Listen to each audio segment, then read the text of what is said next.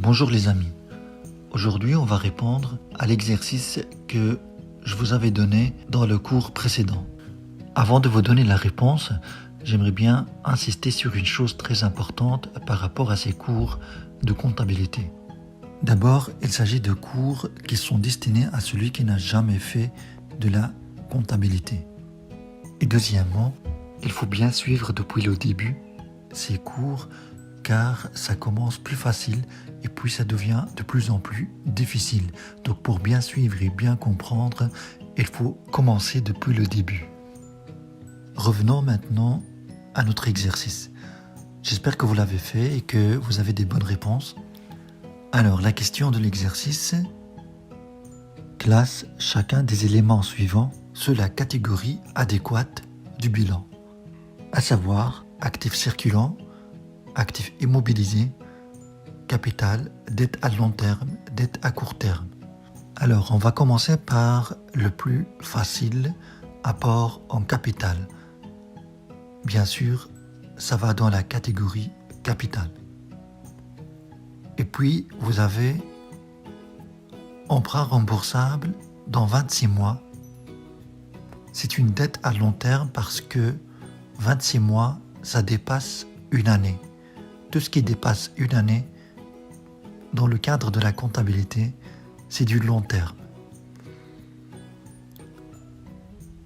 Facture des fournisseurs payables dans 2 mois. 2 mois, ça ne dépasse pas une année, donc il s'agit d'une dette à court terme. Au niveau du passif, il n'y a que ces 3 éléments. Au niveau de l'actif, on va commencer par l'actif immobilisé. Vous avez un terrain, des chaises et tables pour les salariés.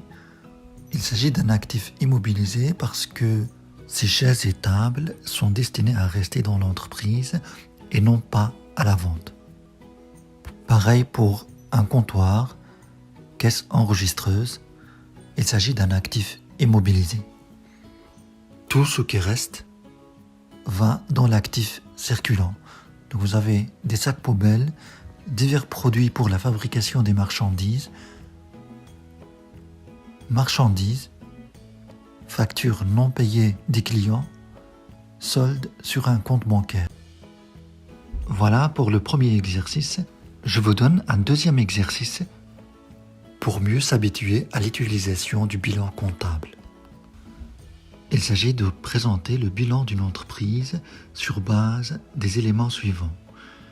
Vous avez un terrain d'une valeur de 75 000 €, les factures qui ne sont pas encore payées par les clients d'une somme de 2 500 €, une machine d'une valeur de 35 000 € achetée sur base d'un crédit remboursable dans 19 mois, 2 camions d'une valeur totale de 15 000 €, dont 5 000 € est encore à payer aux fournisseurs dans 7 mois.